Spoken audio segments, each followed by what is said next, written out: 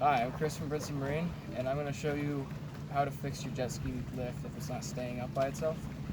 The most common problem with these lifts is this bolt right here gets over tightened, and all you have to do is just take a 1/2-inch wrench or an adjustable wrench if it's easier for you, and just loosen it up just about a 1/4 turn.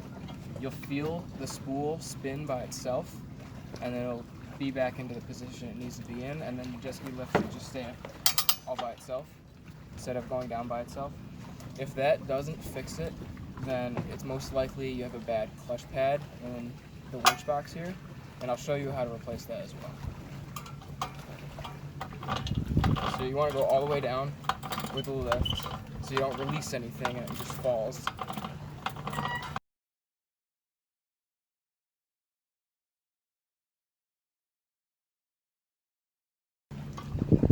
Once there's no more weight on it, you can go ahead, take that same 1/2-inch wrench, just take the wheel off, the same bolt.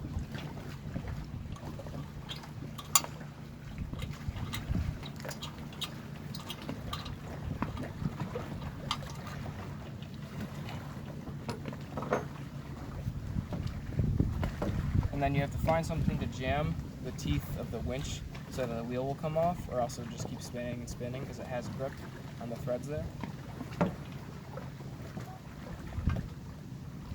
So sticking something in like a flathead screwdriver or a wrench right into the teeth just jams the winch, and you can spin the wheel right off.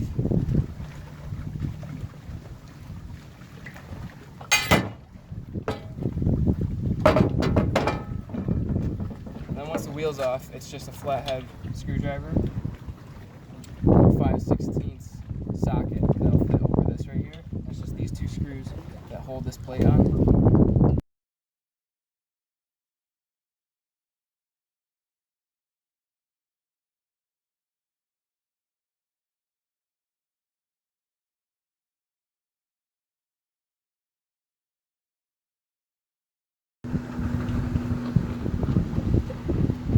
Just be careful not to drop these screws. They're very small and they're easy to drop once you get them loose. So once you got the plate off, you can see the clutch pad will just be a pad just sitting right here. And you can see this one's good and it's nice and thick. Usually if you have a problem with the clutch pad, it'll either be very worn down to where it's very thin, or it'll be just in pieces as soon as you open it up, or it may not even be there. That's happened before too. So this isn't also the only clutch pad here. Once you take this one off, if you see that this one's fine, you may want to check the one behind. There's also another one here. So if you carefully pull this lever away, it's spring loaded, so just watch your fingers. And then you pull the sprocket off, and you can see there's another clutch pad right back there. And you want to make sure that one's good too. If there's not one back there, you obviously want to replace it. And if it looks bad or thin, you want to replace it as well. So this one's good. I just did this just to show you. And if you had a new one, you would just take the old one off and just slide the new one right onto there.